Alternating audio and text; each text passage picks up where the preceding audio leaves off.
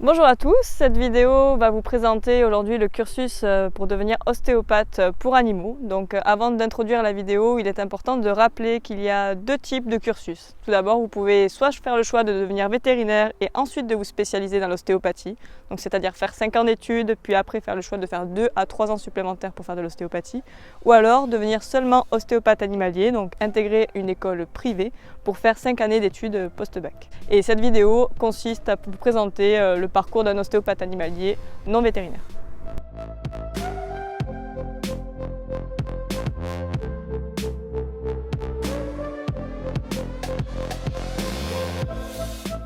L'ostéopathie animale est une thérapie manuelle exclusivement externe et non instrumentale.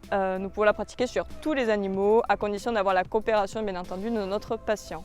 En général, nos écoles nous forment sur les chevaux, les petits animaux, donc chiens et chats, les animaux d'élevage et également les nouveaux animaux de compagnie. Du coup, l'ostéopathie animale, il faut la voir un petit peu comme une grande boîte à outils. On apprend plusieurs techniques, mais il faut surtout comprendre qu'on travaille sur l'ensemble du corps. Donc travailler sur l'ensemble du corps, ça veut dire travailler sur les os, les articulations, les muscles, le système nerveux, le système vasculaire et globalement sur tout le corps de l'animal.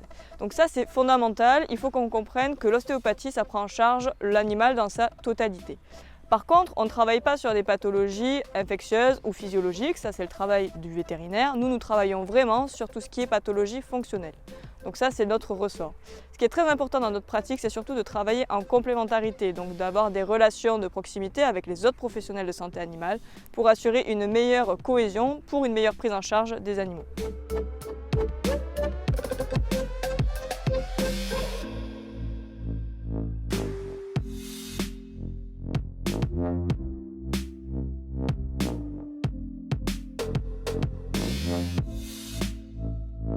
L'ostéopathie animale est régulée par décret depuis avril 2017 par le ministère de l'Agriculture et de l'Alimentation selon l'article L243-3 du Code rural et de la pêche maritime.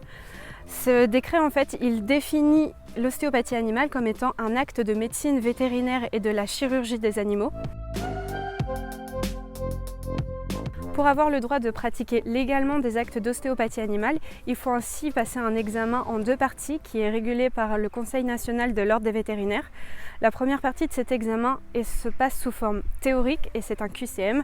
La seconde partie est une partie pratique. On va s'intéresser aux compétences techniques du praticien et il va être contrôlé par un jury constitué d'un docteur vétérinaire représentant le Conseil national de l'ordre des vétérinaires, un ostéopathe animalier déjà inscrit au registre national d'aptitude ainsi qu'un docteur vétérinaire ostéopathe. Ainsi, pour pouvoir pratiquer des actes d'ostéopathie animale légalement en France sans aide vétérinaire, il vous faut la validation de cet examen. Cet examen, il faut savoir qu'il a un coût d'environ 2 000 € auquel il faut penser à ajouter les coûts de formation en ostéopathie animale dans le domaine privé qui est compris entre 35 000 € et 50 000 € en fonction des écoles. Le choix de votre école est ainsi très important. Actuellement, il y a 19 écoles françaises, dont 11 qui ont ouvert après l'apparition des décrets. Il n'y a pas de tronc commun entre les écoles et il y a certaines écoles qui se spécialisent plus dans un certain type d'ostéopathie que d'autres.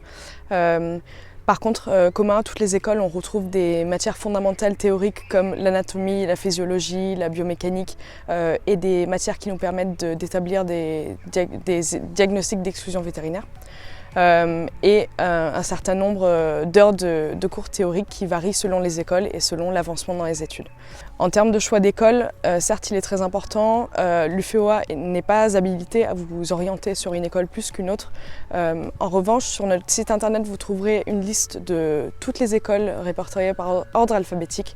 Et sur leur site, vous trouverez des informations vous permettant de faire votre choix, comme par exemple le taux de cours théoriques, le taux horaire de cours pratiques, la présence de stages, de cliniques, le contenu exact des cours. Nous sommes en contact avec des étudiants de toutes les écoles, donc si vous avez des questions particulières sur une formation plus qu'une autre, avec des questions relatives à la vie étudiante ou au déroulement quotidien des cours, n'hésitez pas à nous contacter pour qu'on vous mette en relation avec des étudiants de cette école qui sauront répondre à vos questions. Plus largement, si vous avez d'autres questions concernant les thèmes qui ont été abordés dans cette vidéo, n'hésitez pas à contacter l'UFEOA sur nos différents réseaux sociaux.